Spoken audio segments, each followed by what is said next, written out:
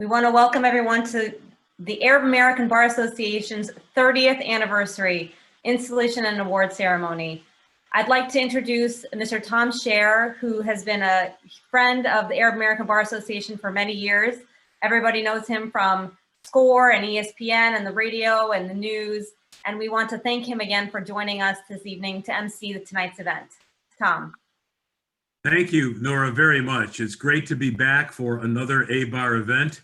I can't believe it's 30 years. I haven't been here for all 30, but I'm very familiar with the history of the organization.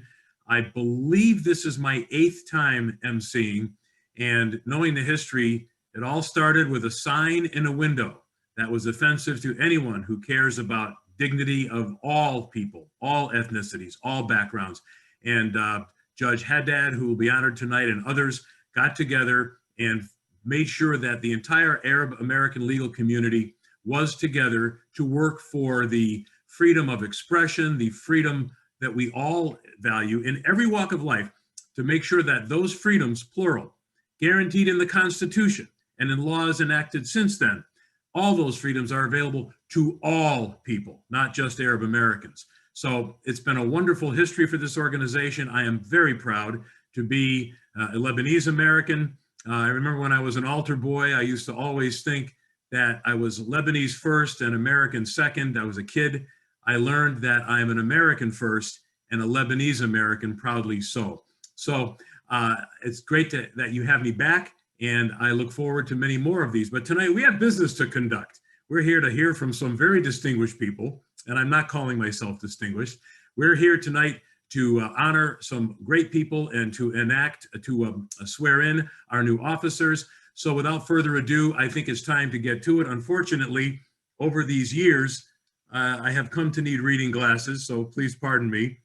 We have a lot of wonderful people who are participating tonight, but let's get to some of the heart of the batting order here and present to you, we're very excited to do this, the preview of tonight's distinguished honorees at this 30th annual event.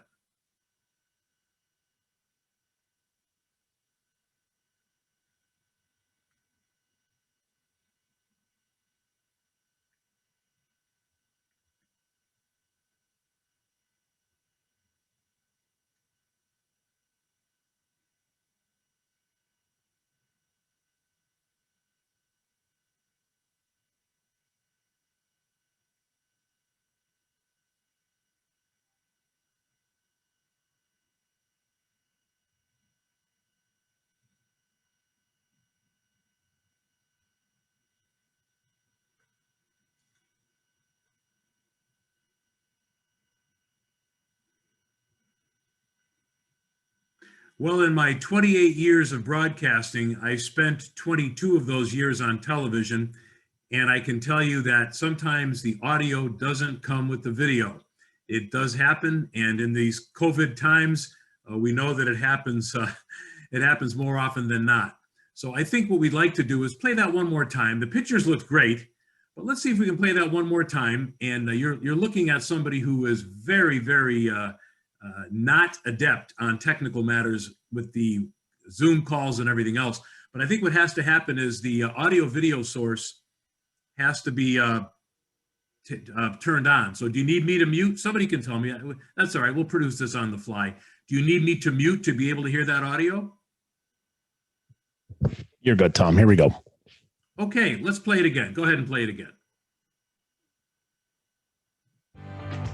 The Arab American Bar Association of Illinois is proud to recognize the following distinguished honorees as our 2021 Voices for Justice: the Honorable Francisco Caprio, the Honorable Thomas Kilbride, and the fearless trial team behind the national headliner case Doe versus Trump, AABAR's very own Vivian Khalef, Omar Abu Zaid, and Lana Nasser. These remarkable legal minds have valiantly used their platforms for the greater good of our society, reminding us all that the diversity of the world we live in should not only be celebrated, but protected in the face of adversity. And I think we've all learned, particularly in the times that we live in, and especially the last 4 years that we went through, that adversity comes in all sorts of different forms. And ultimately, I think we've all learned that the way to combat adversity is through human effort, compassion, kindness, caring about your fellow man, but at the end of the day, very often with the legal tools that are at our disposal. If you look at the history of AABAR, you'll find many distinguished people who use those tools for the betterment of many. And I think as we look at the list of distinguished honorees tonight, we find that a lot of those names are familiar to us, and we know some of them will be heard for the first time by others who aren't with us each and every year. We have our platinum sponsors, the Honorable William J. Haddad and ADR Systems. Judge Haddad was the major force in founding AABAR. I may be his biggest fan on this call. I'm not sure about that. I think it's a tie among all of us. Marvette Swice. Marvette is with MSD Injury Lawyers. Marvette and Judge Haddad are our platinum sponsors tonight. Our gold sponsors include the Arab American Association of Engineers and Architects of Illinois, El Rabadi Law, Khalaf and Abuzir Law, Matthew and Dernovchek Law, North Suburban Bar Association, Sandra Franson of McAndrews Held in Malloy, and the Yanaki family. They are all our gold sponsors, and we thank them very, very much. Our silver sponsors are Schlack and McGinnity, the Severick and Denorfsek families. Taxman, Pollock, Murray, and Beckerman are also silver sponsors tonight.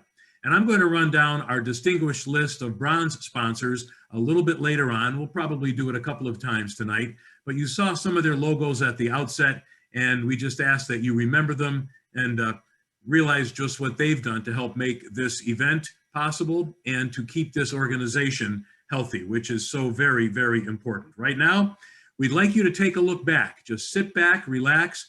We're going to take a good bit of time now to take a look back at the history of the Arab American Bar Association, which has contributed to the legal community and indeed the very fabric of life here in Cook County, Northeast Illinois, and much of the state of Illinois.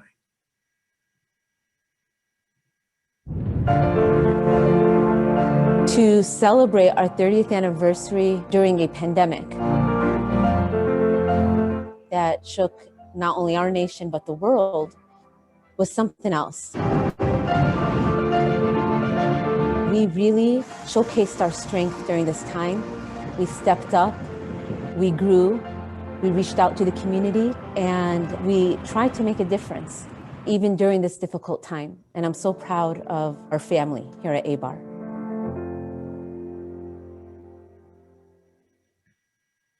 Marvette, I went over some papers today in the archives. I've got a computer full of old stuff back to 1990.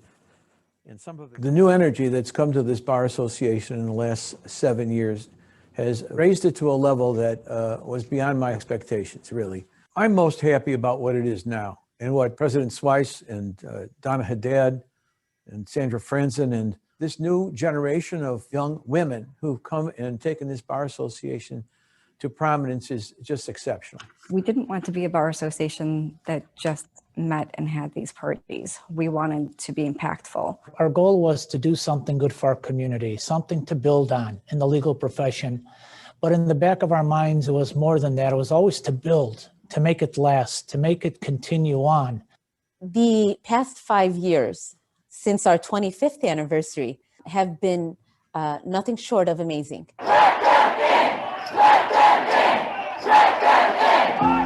Breaking news, protesters pack O'Hare after dozens of people from 7 predominantly Muslim countries are detained because of President Donald Trump's executive order.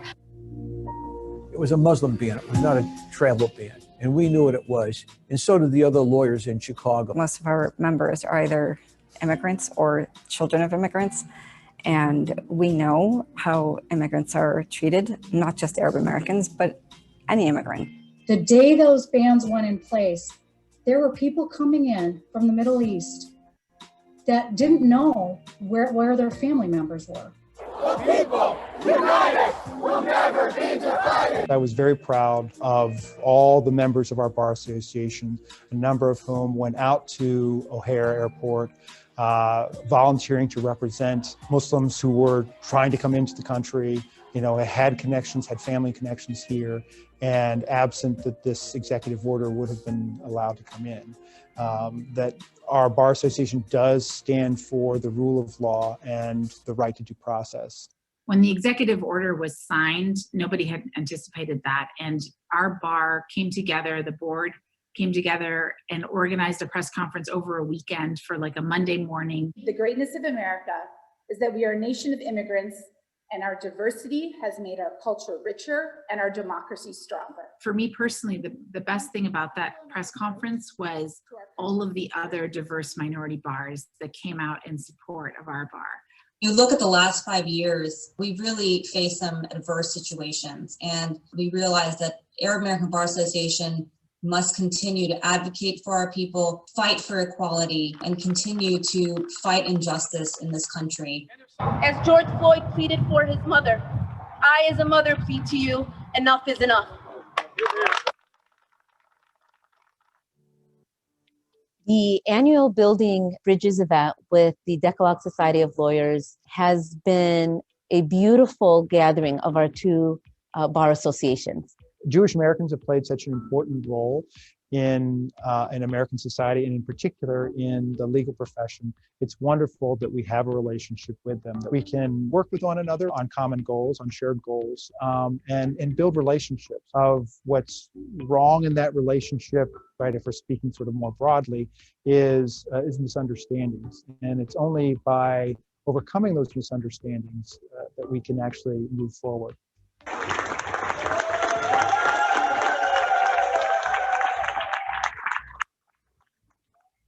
I am so honored to be appointed a judge.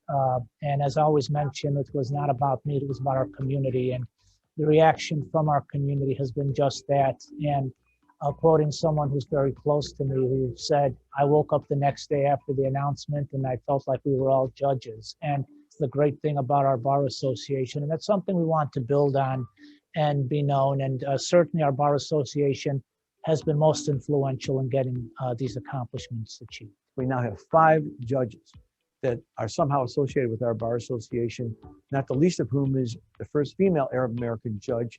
Her name is Monique Nafa O'Toole. Diversity, inclusion are the 2 most important things we can accomplish in our profession and for this country. It really is a testament to this organization and its founders working really hard to make sure that our community is represented in the judiciary. The biennial judicial reception has been such a great event for our community and for the bar. We've had so much outreach from judges. I mean, it was very impressive to get that kind of turnout for our bar and for our community was just outstanding. This year in particular, we entered an era where everything was virtual. We had a lot of community outreach efforts. We started, with the help of Judge Haddad, a CLE series on diversity and inclusion, on the judiciary, in government, with law firms. And so I only see these events growing and expanding in our future. And I am really excited to see the new level we'll reach. Thank you so much for everything you've done. And I can't believe we're celebrating 30 years because of you. Don't make me feel so old, please. And this is the last thing I'm going to show you. This is an excerpt.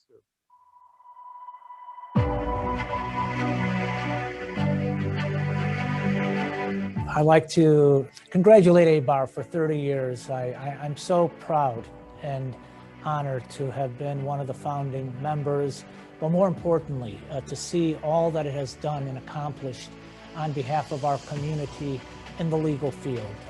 I think all the founders can rest comfortably knowing that the bar has continued to excel and develop to great lengths and great accomplishments. And I think that's most important, something I'm so very proud of.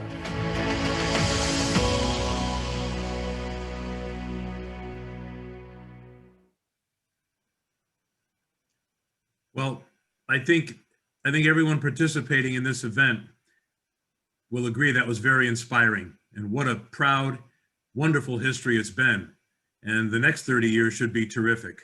Somebody who was there from the beginning, I referenced him earlier, now we'll be introducing our very distinguished guest speaker tonight. So I do call on Judge William Haddad. Judge Haddad, if you would please take your role at the event, sir. Go right ahead. Thank you, Tom. It's great to see you again, and we're so happy to have you hosting this today and as our MC. Assalamu alaikum, ahla sahla marhaba. Welcome, everybody. It is my pleasant duty to introduce to you the governor of the state of Illinois. Governor J.B. Pritzker was elected as the 43rd governor of the state of Illinois in the year 2018. During the past few years, he's passed a balanced budget with bipartisan support. His Rebuild Illinois project is a great success with the largest investment in state history and infrastructure. His fight for against childhood poverty through the Affordable Child Care Assistance Initiative and other initiatives has been very successful, and he's initiated tax cuts for small businesses. He's directed $20 million worth of cash assistance to residents who are otherwise ineligible for federal government stimulus funds.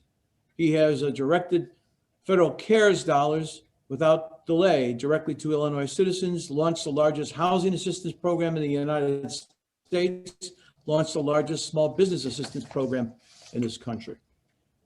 But my personal commentary regarding the governor goes back to the year 2017 when the American Middle East Voters Alliance, a group that I chair, a PAC, endorsed him when he was running in the primaries.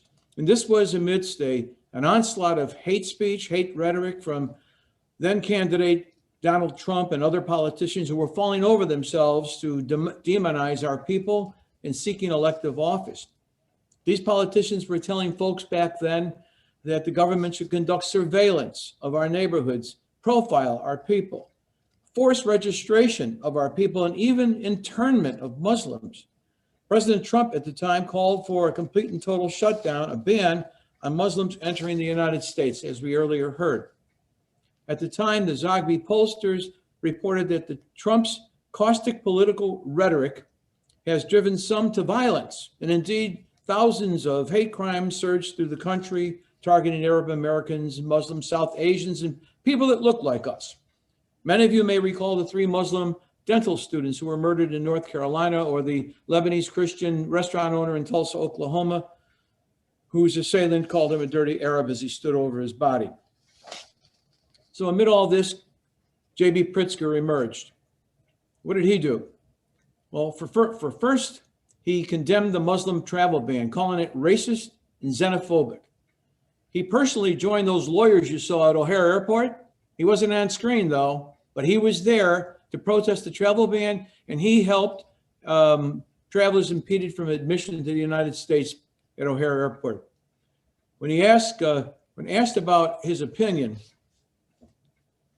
on the proposal to register Muslim Americans, JB said, quote, "If such a regulation to register Muslims ever came to be, I will be the first person to sign as a Muslim." After he was elected governor, we're very happy to say that he assembled the most diverse administration in Illinois history, which includes several well-qualified Arab Americans, including Jordan Aboujayi, who is his press secretary from Peoria, Illinois, and Omar Osman, who heads the Illinois Department of Transportation. And recently, I was informed that the governor approved our recommendation to add MENA, that's the acronym for Middle East North African, as a designated minority on all job applicants to the governor's administration. Mr. Governor, first, I'd like you to please accept the Arab American Bar's Distinguished Keynote Speakers Award as a token of our appreciation for joining us tonight. Without further ado, ladies and gentlemen, it is my singular pleasure to introduce to you the Honorable J. Robert Pritzker, Governor of Illinois. Thank you very much, Judge Haddad, and thank you very much to all of the members and for your kind award. It's something that I will cherish, and I want to thank you, Judge Haddad, for your friendship over these last several years. And I want you to know how important to me this evening is that your 30th anniversary celebration is a success, but that you're doing it in a safe way, which is, near and dear to my heart. And I'm really grateful to all of you for doing it this way. Let me start by offering my congratulations and a job well done to tonight's award winners and to the slate of the association's new leadership, as well as to those who've already served and done such a terrific job building this organization over many, many years and through trying times. Everyone in this room, or maybe I should say everyone in this Zoom, knows at their core the sanctity and the power of the law. As lawyers, no matter what your field of expertise, you strive every day to plot the best path forward within the limits of the law with justice and fairness in mind. And I thank you for that. Because now more than ever, a clear commitment to the rule of law will prove the foundation of our nation's ability to move forward after the terrible divisiveness of the last 4 years. Striving to adhere to those values is also the natural job of a governor. 14 months into my governorship, I found myself facing a crisis of a scale that none of us have seen in 100 years, and for which there was no clear guiding precedent. The flurry of decisions, moral and legal, that I faced in the very early days and weeks of this pandemic, and that I continue to face, sat at the crux of possibly the most difficult intersection of public service. How to meet my ultimate obligation to save lives and to keep people healthy, keep our hospitals from becoming overrun, within the limitations of the law. In each decision, I have sought to be as measured as possible, balancing individual rights with critical actions to promote public health and safety. And as you would expect for one of the most populous states, Illinois has a robust emergency management law. And fortunately, over the years, that law was amended to cover public health emergencies, including, and I quote, the appearance of a novel infectious agent. But you'll not be surprised that the provisions of the law allowing the state to take emergency actions were not written with a global pandemic in mind. And certainly the law had never been tested in anything like the situation of COVID-19 that we began facing nearly a full year ago. My foremost obligation as governor is to protect the people of Illinois, and it's the public's clear expectation, reinforced by our federal and state constitutions, by high school civics classes, by casual conversation and cultural assumption, that the state and federal governments can and will take real action to keep people safe. And that means not just working to enact laws on the books already, but also practically applying them on the ground. In this case, that meant deploying testing sites on public and private land, requiring testing for certain first responders, acquiring PPE, and requiring people to wear it, and launching a robust vaccination infrastructure plan.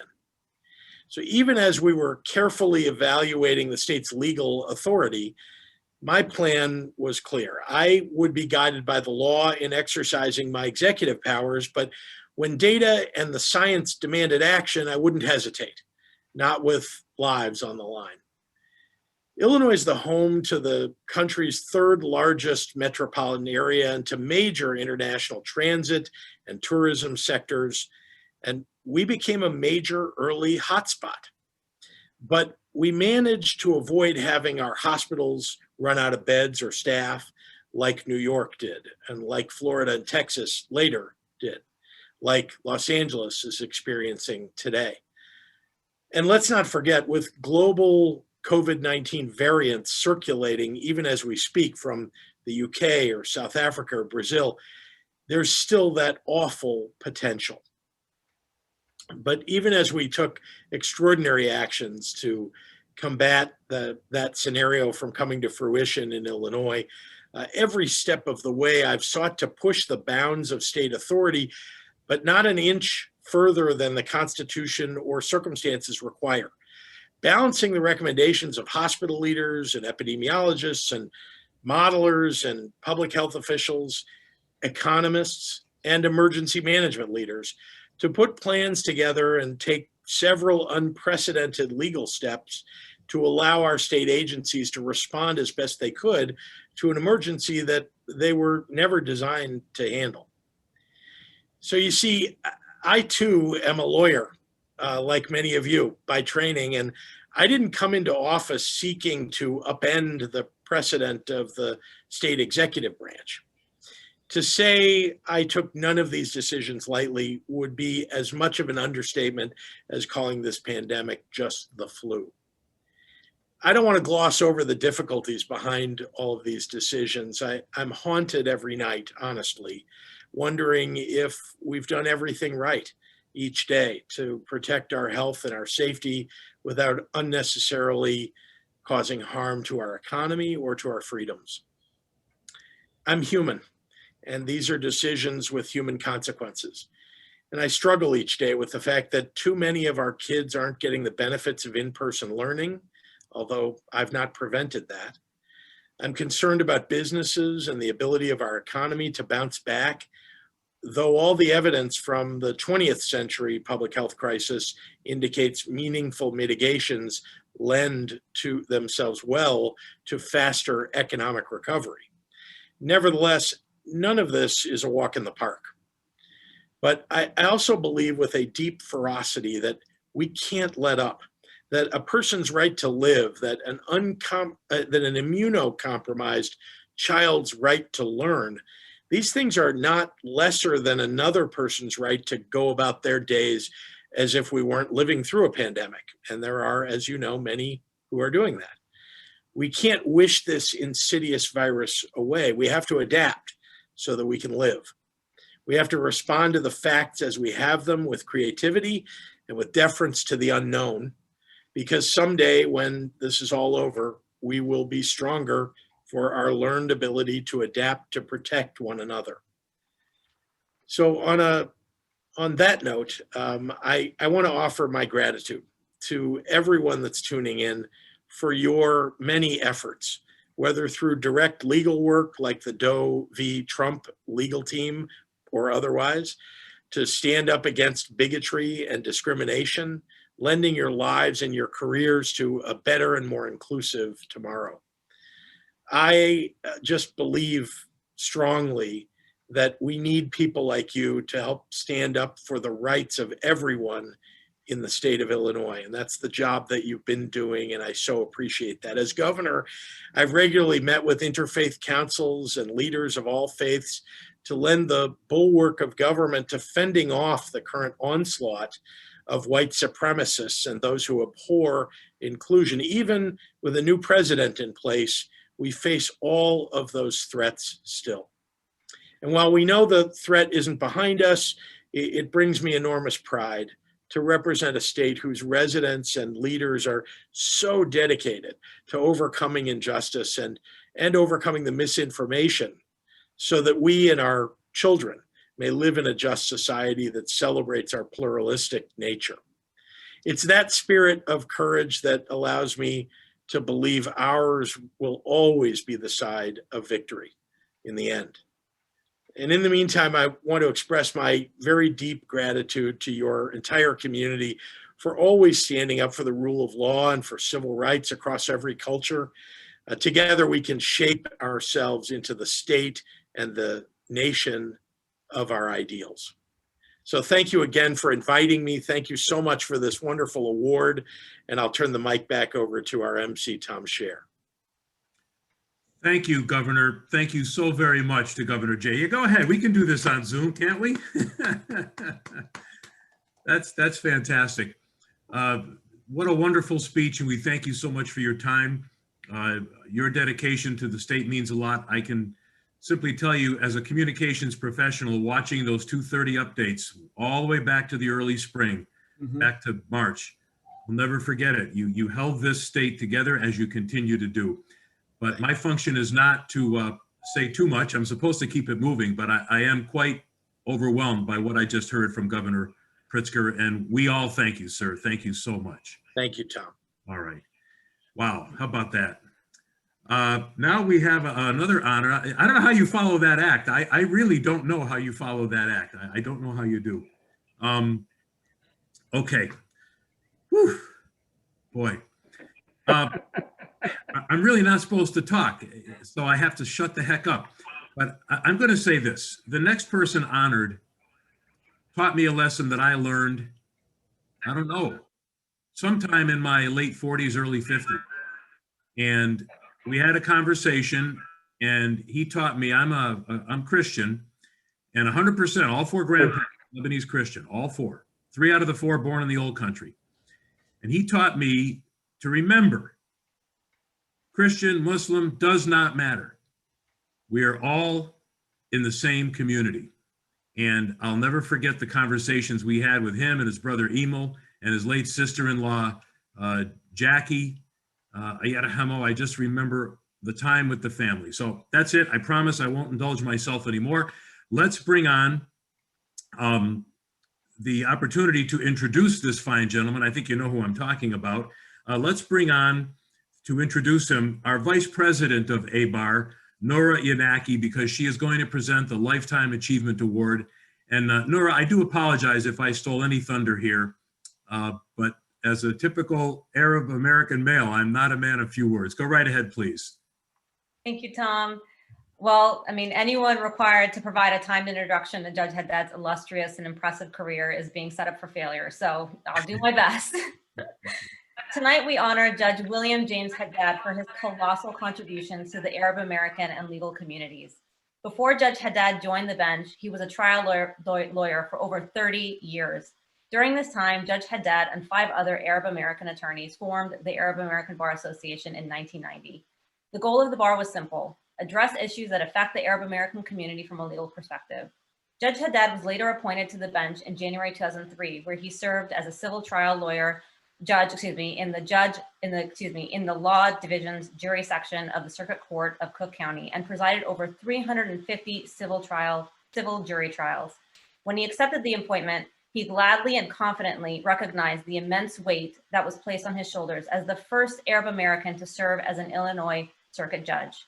The gravity of the opportunity was not lost on him, and he went on to pave the way for 3 of the 5 other founding members of the Arab American Bar Association to also join the bench. In 2013, Judge Haddad retired from the bench to accept an appointment as a senior mediator and arbitrator with the ADR Systems of America. In addition to his mediation and arbitration duties, in September 2014, he rejoined his old law firm of Schlack and McGinnity, formerly known as Haddad, Schlack and Associates. In 2018, Judge Haddad was appointed to Governor Pritzker's Transition Committee on Equality, Equity, and Opportunity. Judge Haddad's forward-thinking personality would not let him stop there. He went on to work with Governor Pritzker's public policy team to establish Illinois' first advisory board on Arab and Muslim affairs. American Middle East Voters Alliance, or AMVOTE, is a political action committee dedicated to promoting voter registration, voter information, and voter empowerment among Arab citizens of Middle Eastern ancestry in Illinois. Judge Haddad is committed to ensuring the protection of the civil liberties of Illinois' sizable Arab American population and recognizing the immeasurable contributions of the Arab American community in this country. Because of Judge Haddad's efforts to build a solid foundation and for this organization and his steadfast leadership, AABAR was able to withstand each and every test of its strength, particularly in the last 4 years. With all of this, and in addition to his growing duties and obligations, he continues to mentor young attorneys without hesitation and truly believes in our community. We all owe a great debt of gratitude to Judge Haddad. It is my great honor and privilege to present the Arab American Bar Association's first ever Lifetime Achievement Award to you, Judge William Haddad. Mabruk.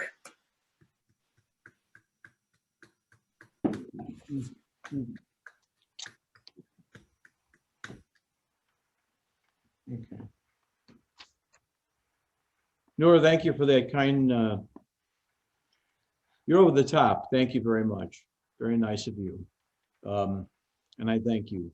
Honorable Governor Pritzker, justices and judges, bar presidents who are here today, fellow attorneys, family, friends. I thank you for this prestigious award, but I must say, this is a little bit more than is necessary. This really belongs to the men and women of the Arab American Bar Association. It belongs to all of you for all your work, your teamwork over the years to make this a great bar association. So any success we're talking about belongs to all of us. You know, I did look at the archives recently back in 1990, and our first meeting was at the Durrell Plaza. And we had, actually, it wasn't 5 lawyers, Nora, it was about 9 of us.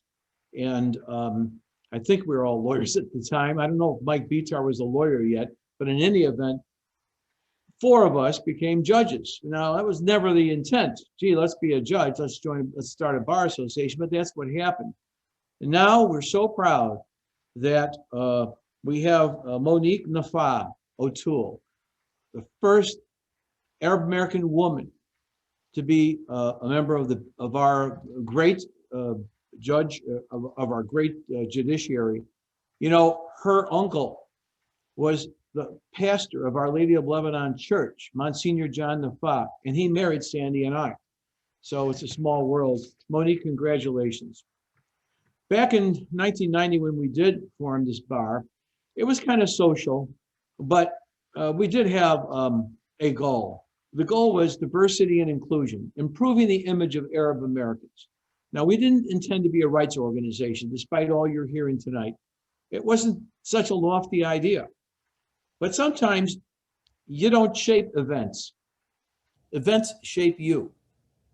And that started in 1992 when the Human Relations Commission asked our Bar Association to study the police response to riots and insurrections in Chicago after the Bulls won their first championship.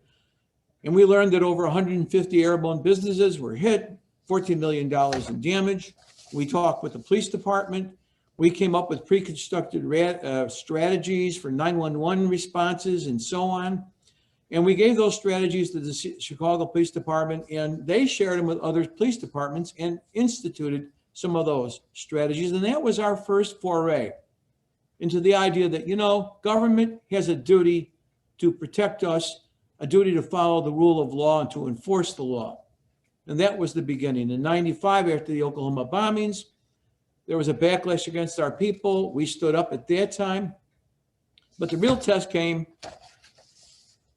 after 9/11, when the country was blaming Arab Americans and Muslims for this terrible, murderous assault on our great country. Hate speech and hate crimes were perpetrated against our community throughout the United States. Over 30 murders, thousands of attacks, arson, looting, particularly on women and children. This was fueled by hate speech. That's right, from the likes of media person Ann Coulter, evangelist Franklin Graham, Attorney General John Ashcroft, Senator Saxby Chambliss, and other people. That's where it started, folks. Well, Arab American Bar Association responded in 2 weeks. On September 26, 2001, we held a press conference at the Chicago Bar Association for the international and local press. And we unveiled our first study, the first study of its kind in the United States, entitled The Backlash Against Arab Americans and Muslims After 9/11. And we were flanked that day at the CBA by many of the people here today representing those bar associations, including the Jewish Judges Association. And they stayed with us all these years. We voiced our challenge to the United States government that they had a duty to protect our community from hate crimes and to enforce the rule of law. The rule of law. Now today we face even greater challenges. In the past few years, we've seen a resurgence of hate speech and hate crime that started in conjunction with the presidential debates back in 2015-16 and continues to now. In response, our Bar Association went to fellow members, bar groups, and law schools, holding seminars on hate speech, the First Amendment, hate violence, the relationships. On February the 6th, we hosted that press conference you saw earlier at the Chicago Bar Association. You know, there were 26 groups that stood with us that day. Hispanic bar, Black bar, every bar association, plus the ISBA, CBA, Women's Bar. It was terrific. We stood with our Decalogue Association friends at the Loop Synagogue after the Pittsburgh murders. Again, defending the rule of law. And tonight we're even recognizing 3 of our own members you'll hear about again for their work to defend the rule of law.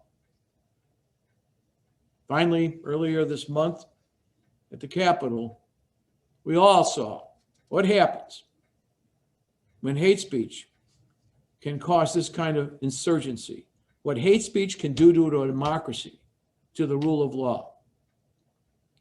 So I leave you with the hallmark that I feel is part of this bar association. When we started, it was diversity, it was inclusion, and the third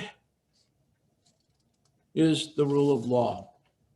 And we'll remain committed to that. Now, I want to thank all of you. I want to end this by thanking my family, of course, my friends, my colleagues, the lawyers and judges who are with us today, this great committee, and those who put this together today, all your support through the years. And of course, my wife, Sandra, who's right here beside me, my wife of 46 years, who always inspired me to be the best that I could be. Thank you. Yeah, I got to say you're Aini, my dear wife. Yeah. But thank you all very much. God bless you. And by the way, this is not my last hurrah. I'm going to chair the AABAR committee as long as I am wanted, and I'll continue doing mediations and working with the Bar Association. God bless you all. Thank you. Yeah, we can do one of these, however you do it on the Zoom. Yeah. Thank you very much, Judge. A Lifetime Achievement Award, so very well deserved, to be sure. I want to acknowledge the clergy who are participating with us tonight, Father Musa Haddad of St. Mary. Oh, nice. And Imam Kifa Mustafa. We thank him for being with us as well. I also, I think I have a way to do this without my glasses. I want to mention the bronze sponsors: Robert Blinick, John Breen, Corey Cassis, Debjani Desai, the Fakhuri firm, Donna Haddad and George Kanapiotis, Ronald Haddad, his law office, Sanaa Hakim, Martha Victoria Jimenez, Talat Othman, Larry Rogers Jr. of Power Rogers, and Expunge Chicago, which is a division of the law offices of Matthew M. Fakhuri. Now, how did I do that without glasses? See that? This might be the first time I've ever used one of those while doing a so-called public event. Well, now I do actually need the glasses here for our next portion of the program. Is another important award that we are giving out tonight. And if you consider where we are in Cook County, Northeastern Illinois, Chicagoland, whatever you want to call it. But AABAR does go well beyond our borders to recognize excellence. And in the case of Judge Francisco Frank Caprio, that excellence stems from many wonderful attributes, including the fact that immigrants are very, very important in his courtroom.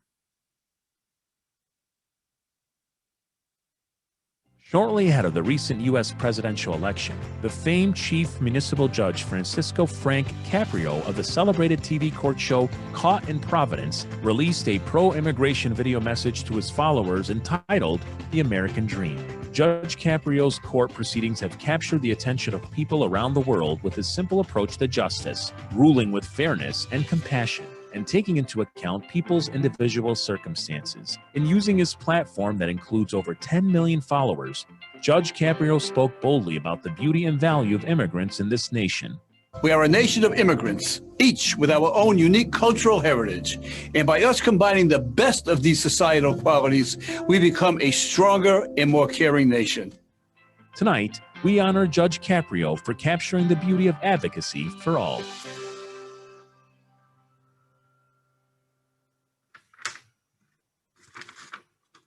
Good evening, all. My name is Robert Fakhuri, and I am the co-chair of the Community Outreach Committee of the Arab American Bar Association. And it is my great honor and privilege to share our award with Judge Francisco Frank Caprio.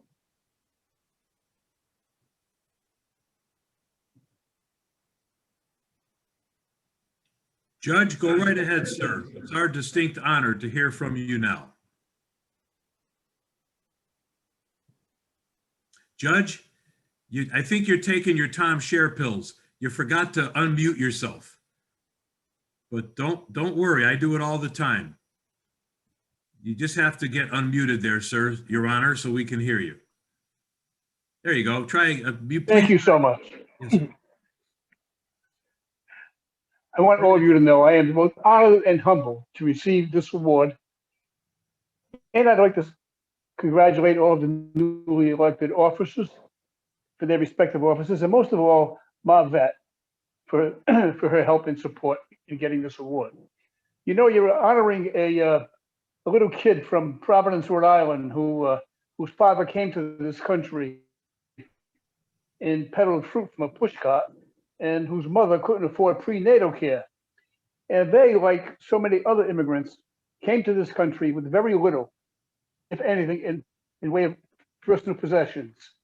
But they came here with a pocket full of dreams. And they dreamed that life would be substantially better for them, for their children, than it was for them.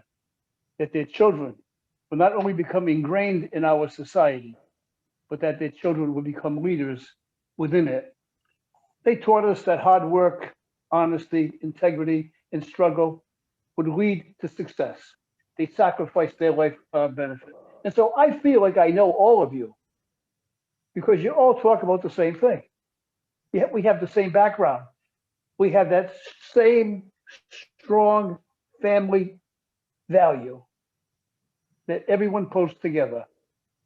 And so I think that we owe them a debt of, not only a debt of gratitude, but we have to honor their memory and honor their commitment by the way we treat people in life. Now, I'm on a court called the Providence Municipal Court, and we handle mostly traffic cases. And that is why I'm so honored that, that you have given me an award for Voices of Justice. What is justice? Well, the definition I was taught a long time ago in a Dominican college, Providence College, was justice giving someone exactly what they deserve. Well, I don't know if the strong definition of justice is looking at the statute and saying, you violated that statute, this is the penalty. I don't do that. I try to look at people who come before me through the eyes of the poor, through the eyes of God, taking into consideration their personal circumstances. Many of them today are immigrants who come from a foreign country, who are now experiencing the same hardship that our ancestors suffered. And so I take each of those individual circumstances into consideration in the imposition of what I'm going to do. You have to love them, particularly when they come in with little kids. You see them, they're frightened. The big eyes are looking up at me like, what are you going to do to my parents? If you find that we're not eating tonight, we won't be able to pay for a food bill. We won't be able to put gas in the car. We won't be able to pay the rent. Well, they don't have to fear before my court because we're very well aware of that. You know, I don't want to make a big long speech because once I get long-winded, then you can all get very comfortable. However, I think we can honor their memory by honoring their commitment. And so I ask all of you, in their memory, remember that it's not enough for us to be successful because we have granted them their wish that we would succeed. That's not enough. It's not enough to climb the ladder of success. The real test is whether you leave the ladder down so that others can follow. And how do you do that? It's not only giving monetary contributions, it's giving your time and your effort. And sometimes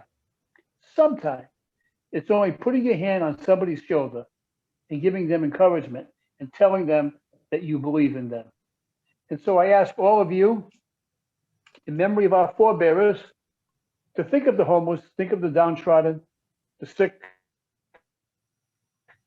the hungry and the less fortunate. Remember your parents, remember your elderly grandparents. Because you know, someday we are all going to be judged on our performance there. And we're going to be judged not by how much we earn, but by how much we care. We're going to be judged not by how much we have taken, but by how much we have given. We are going to be judged not by the dreams that we made come true for ourselves, but by the dreams that we made come true for others.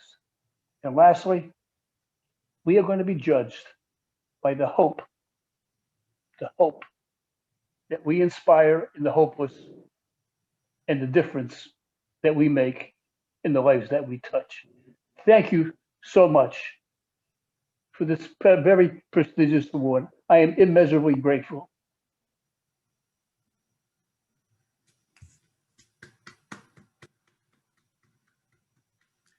Judge Caprio, thank you so very much, sir. A deserving honor, of course, a deserving honoree. And I think I'm going to have to call you after the events tonight to see if we can arrange to go to the Haven Brothers for a cheeseburger in Providence. You still go there?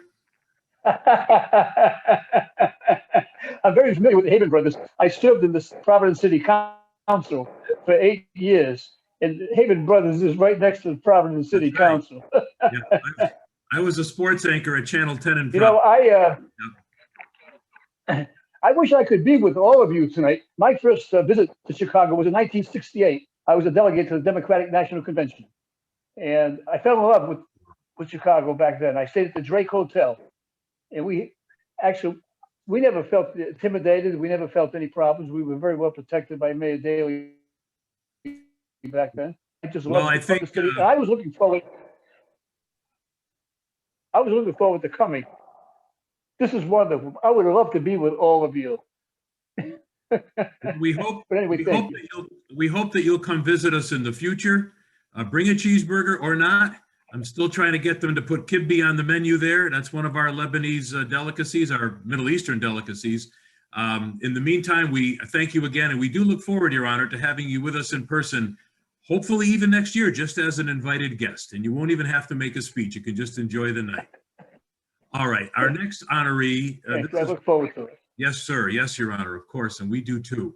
Our next honoree, this is a pleasure for me to tell you that the portion of the program now is dedicated to a former justice of the Illinois Supreme Court.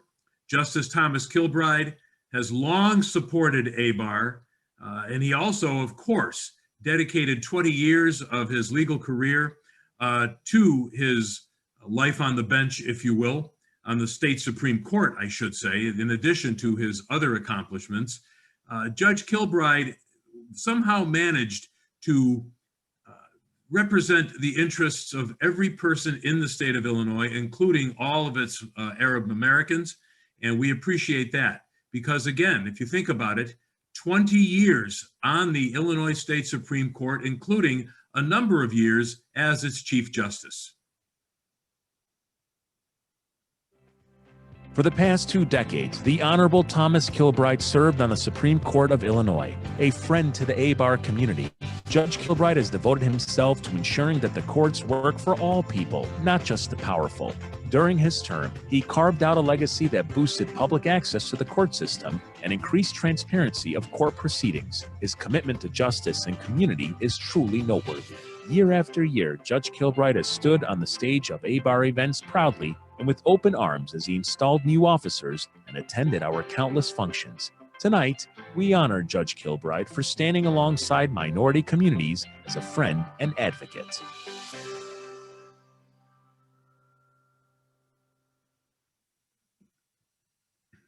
Good evening, everyone. I'm Attorney Jawed Shalaby, the Recording Secretary of the Arab American Bar Association, and it is my pleasure to present the Distinguished Honoree Award to a man that has been a longtime friend of our Bar Association.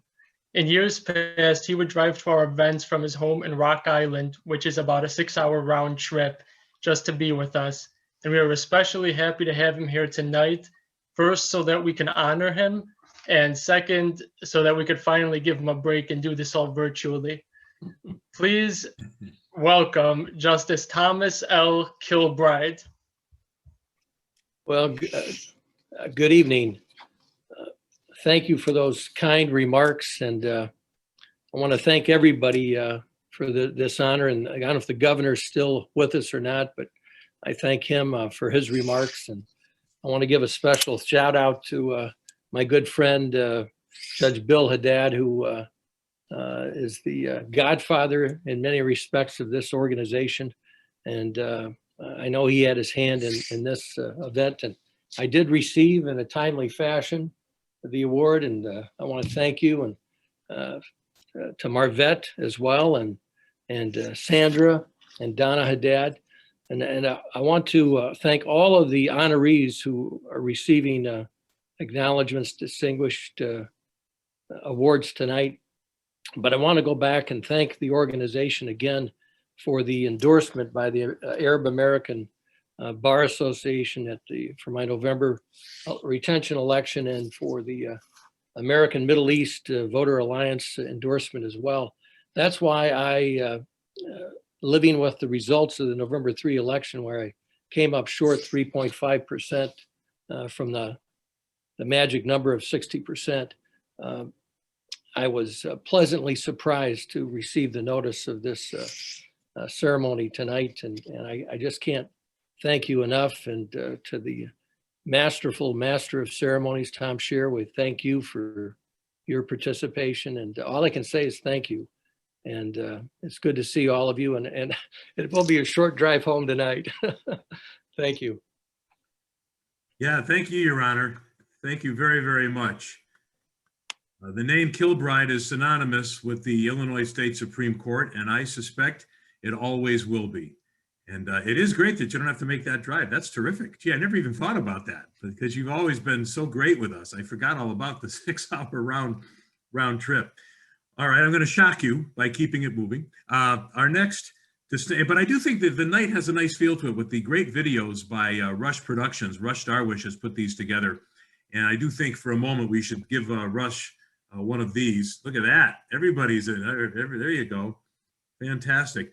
And I'd just like to see a program with a well-produced video. And I admire the skill of everybody tonight, but particularly Rush. We have our third distinguished honoree. And this is about the lawsuit you've heard referenced earlier tonight. This was and is of tremendous significance. It's a lawsuit that involves stimulus checks being denied, that's right, being denied to people based on whom they married. It's true.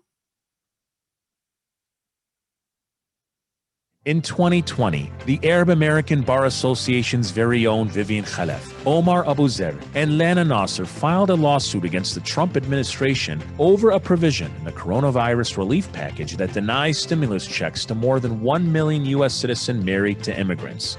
This courageous trial team argued that the administration is discriminating against individuals based solely on whom they have chosen to marry. Their suit has garnered national attention during a pandemic that shook our nation and the world. Tonight, we honor Ms. Khalef, Mr. Abu Zer, and Ms. Nasser for their trailblazing efforts in fighting for all.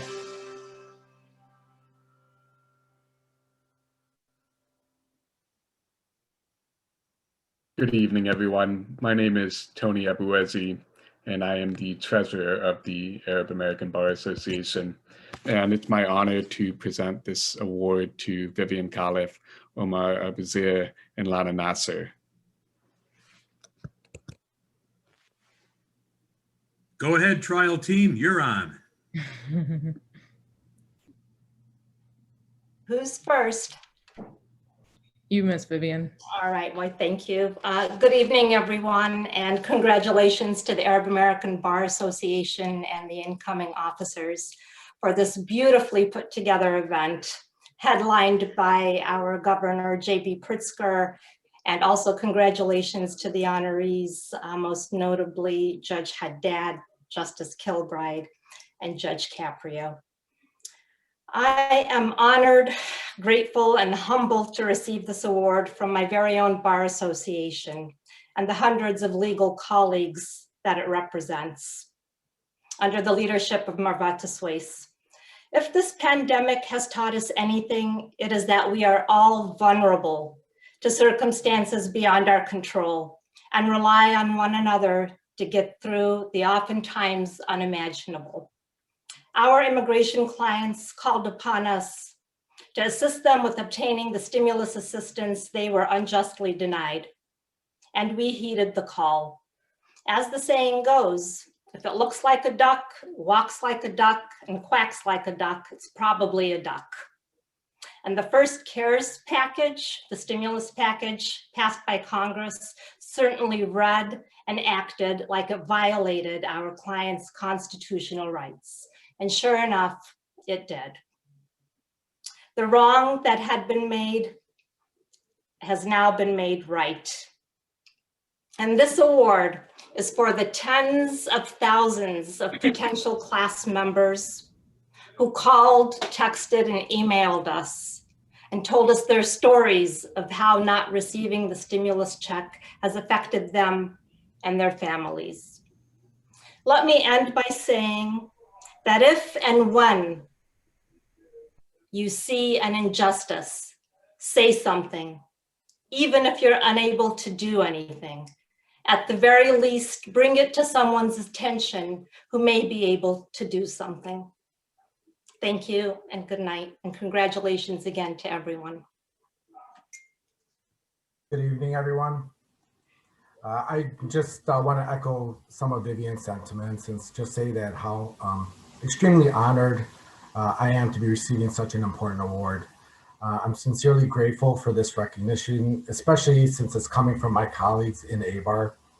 When Vivian and I first discussed how our clients were being discriminated against in the denial of the stimulus check, we knew we needed another attorney's opinion who had the experience in federal litigation, constitutional issues, possible class action. So our first instinct wasn't just to find somebody who may help us, but someone in AABAR who could help us. We were lucky enough to speak to Lana Nasser, who's going to be speaking after me, who was enthusiastic to look over the case and within days agreed to join us in the litigation and was able to draft a very sound legal complaint that was filed in numerous federal court jurisdictions and, as Vivian said, had a dramatic impact on the second CARES Act and was retroactive and allowed our clients to receive their much deserved stimulus check.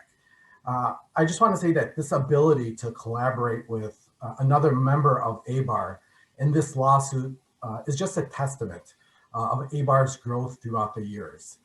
That is really what makes this award all the more special to me. So I just want to thank our current president, Marvette Swace, and all the past presidents of AABAR for being such strong leaders and helping this organization grow throughout the last 30 years. So thank you again, and I'll pass it off to Lana for some words. Thank you, Omar.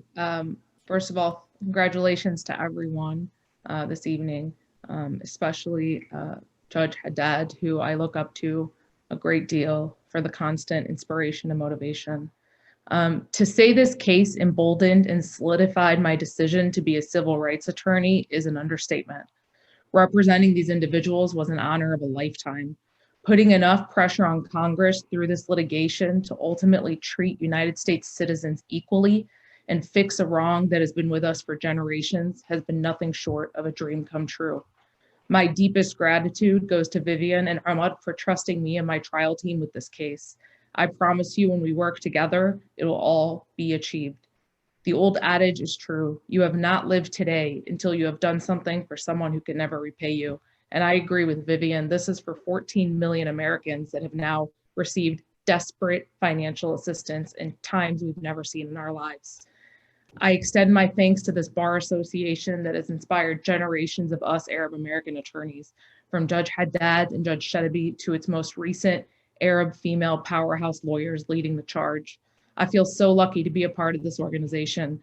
Every time someone in our community shines, we all shine, and we rise by lifting each other up. And for that, I am forever indebted to this bar for its continuous inspiration to pay it forward. Finally, I'd like to thank my dearest friends, Marvette and Noura, for their endless hard work and dedication to this bar. Thank you for the constant motivation. Thank you for this award, and may we all continue to be a voice for justice. Thank you. Thank you very, very much, Lana. Thank you to Omar and Vivian, a tremendous trio, to be sure. Well, we're only about 10 minutes late. That's not too bad. and it's just nice to have everybody together. I really don't want it to end, but we will be ending shortly. But first, we are in the home stretch of this program, our 30th annual AABAR event.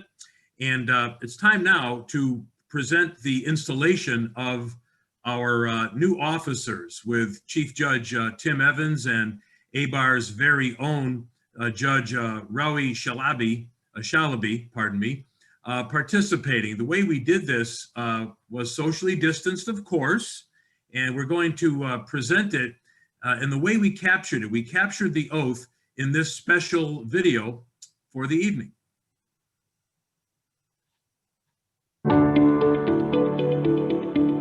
The Arab American Bar Association of Illinois is proud to have the Chief Judge of the Circuit Court of Cook County, the Honorable Timothy Evans, swear in President Marvette Swace, who is joined by her family as witnesses to this memorable moment. The Arab American Bar Association of Illinois. In accordance with its bylaws. In accordance with its bylaws. So help you God. So help me God. Congratulations, you are installed. AABAR's very own Judge Rowie Shalaby swore in Vice President Noura Yaneki, Treasurer Tony Abuezi, Corresponding Secretary Lana Nasser, and Recording Secretary Jawad Shalaby. And I will faithfully discharge my duties as an officer of the Arab American Bar Association.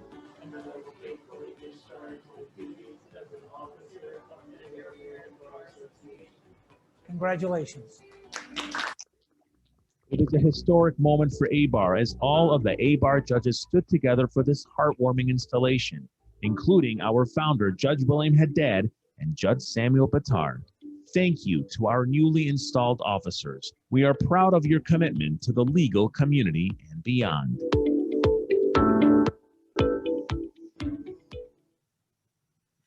Well, it is my pleasure to bring on our immediate past president, Sandra Franson, to introduce the new president, who of course is Marvette. Go right ahead, Sandra. You got to unmute, Sandra, no problem. These things happen. Please unmute. There you go. Hi, everyone. My name is Sandra Franson, and I am the immediate past president of AABAR and now serve on the board and as co-chair of the Judicial Evaluation Committee.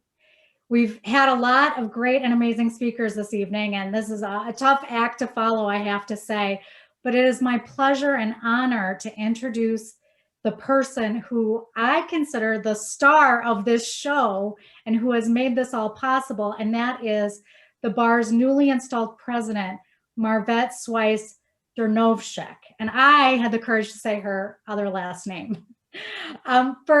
For many of you, Marvette needs no introduction. She's been extremely active in the legal community for years. Marvette is a graduate of John Marshall Law School, where she sits on the executive committee for the advisory board. She's the founder and managing partner of the MSD Injury Lawyers, where she assists clients with personal injury and wrongful death matters. She received the Top 40 Attorneys Under 40 Award from Chicago Lawyer Magazine and the Emerging Lawyer Award by Leading Lawyers for the past 6 years. And in addition to being the mother of 2 small, absolutely adorable children, she still has time to sit on the executive board of the American Mideast Voters Alliance. She's truly a star.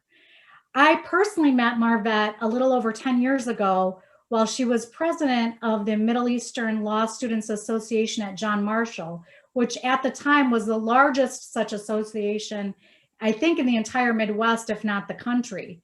And we knew she was a star back then because she organized event after event, all of which were wildly successful, just like this event.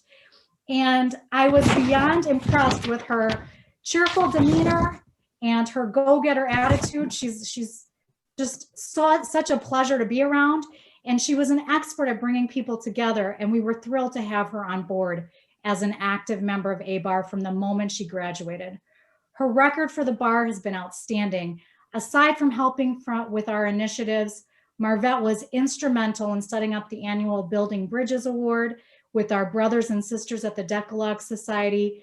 That's an event that Marvette coordinates every year with astounding attendance and success. Marvette brings people together. She has continued to do so in the midst of this pandemic.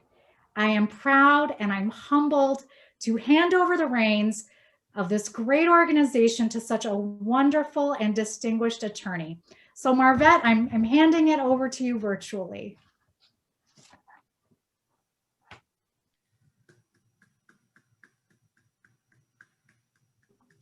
Go ahead, Marvette. You have the official permission to unmute. Thank you, Sandra, for the wonderful introduction. I am so honored to be with all of you this evening. As strange as these times are when virtual gatherings are the new norm, there have been a number of silver linings. That we are able to adapt and persevere is a testament to how resilient we are. This should serve as a driving force to compel us to do more, to do better, and to help whenever we can. As we planned this evening, we took great care in determining the theme, honoring voices for justice. Those whom we felt used their voices loudly in a time in our history when others have instead chosen to use their voices to divide and to instill fear. There is no question that everyone here understands how influential words alone can be. We have all heard the expressions, use your words wisely or think before you speak. Speak up if you have something to say. Speak louder so those in the back can hear you. Because words are catalysts, the spark that will lead to change. And our voice is what carries them as high up and as far out as we need to. It is not just sticks and stones, but also words that can harm. And in understanding this, we have an absolute obligation to use our voice for good. I am blessed to be of service to the Arab American Bar, who makes it its mission to stand for the rule of law and speak up when ideas of unity, liberty, and hope are threatened. The bar is where it is today because the founders and the exceptional board who work so tirelessly together work as a team. I stand here on the shoulders of these giants before me who have given me an opportunity to contribute in a meaningful way. To Judge Haddad, thank you. Your wisdom and mentorship are in a league of its own. To those with whom I have worked, who have directly helped pave my legal career, to raise my own voice, and who are here together tonight, I can't believe it. David Lipschultz, who 20 years ago when I was in college, took me under his wing as he used his voice to help the helpless at Pro Bono Advocates. To Mark Dubofsky, a legal genius I got to work for and witness argue before the federal court as I was considering law school, and who pushed me to break the ceiling and pursue my dream. To Dean Ralph Rubner, who is like a living guardian angel, inspiring me throughout my studies and to this present day. And to the amazing trial attorneys, Steve Levin and John Percani, who hired me straight out of law school and encouraged me and trained me to do the best and be the best I can be, even as I started a new chapter. To my family, my selfless parents who immigrated to Chicago from Jordan and gave and continue to give their all to me and my siblings so that we can thrive, contribute, and mark our moment in history. And to my husband and my beautiful children for inspiring me and encouraging me and fully supporting my endeavors always. Each in their own way have shown me that if you do not speak up, the world will lose out on what you can offer through your own experience. It is our duty to use our voices to try to make a difference, even if just to start a dialogue. We must never underestimate the power of one's voice. We have seen it used in such alarming ways, but we have seen it ultimately prevail when it's used for good. And when you do that, when you use your voice for good, I think that makes you a hero. And the world can never have enough heroes. And so I promise to honor the founders and board members of this beautiful organization. And I promise to carry out my role as president with integrity and selflessness as they have. Thank you for allowing me to serve you and for giving me a chance to use my voice in a way that will perhaps allow me to maybe, just maybe, be a hero to someone, somewhere, someday. Thank you.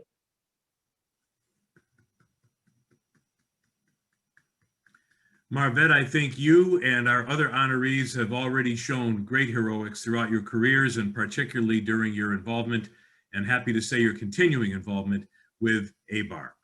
Well, this brings us to our final portion of the evening, and it's really fitting, I think, that we have someone who's involved in community service.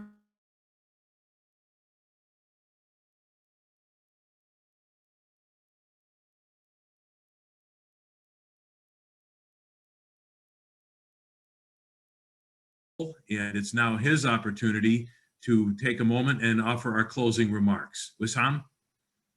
Thank you, Tom, for that introduction. Hello, everyone. My name is Wissam Shahed, and I'm proud to serve as the co-chair for the Arab American Bar Association's Community Service Committee.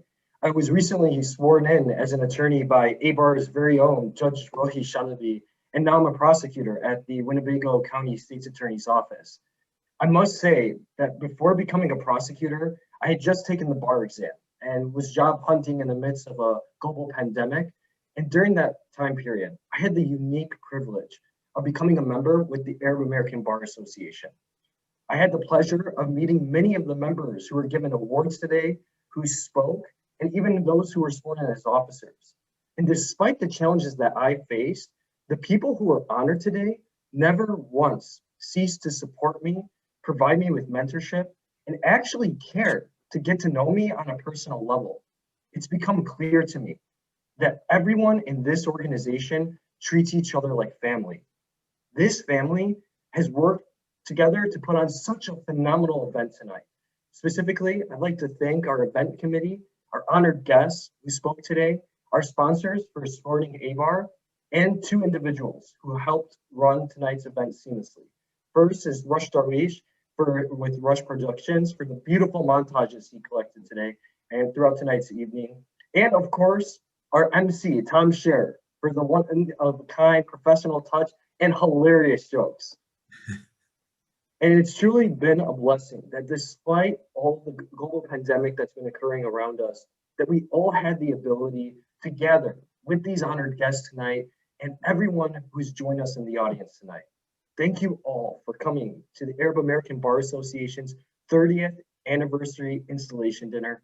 We deeply appreciate all of your support, and we hope to see you all at our 2021 AABAR events. Thank you, everyone. And thank you very, very much, Wissam. We appreciate those remarks. I thought we had wonderful speeches tonight. I don't know if Rush is recording this, but I really would like to hear these speeches again. Everyone from Governor Pritzker, Judge Haddad, I don't want to slight anybody. They were all wonderful. And Marvette's comments were very, very inspiring. I do have a piece of bad news to share with you. These are not billable hours. This is not CLE. Sorry. Of course, I'm sure you heard the one about the attorney who died at the age of 85. He's up in heaven and God says, how old were you? He says 85. And God says, I don't know, according to your billable hours, you're at 92. On that cheerful note, well, I mean, Wissam said I made some good jokes. I had to come up with something on the spur of the moment. On that cheerful note, I will tell you all that from my limited, and believe me, my assistance here is very limited. You all do so much more. From my limited perspective, I know that the next 30 years are going to be as great as the first 30. I thank all of you for allowing me to participate in this small way. I congratulate our award winners. I thank the governor again for his participation, but most importantly, I thank the Arab American community that I have known since birth in various parts of the country, but for the last 38 years I've lived here in Chicago. I thank you for everything, and I hope this organization continues to realize just how very important it is and how much pride it should always have. Congratulations on 30 years. Good night, everybody.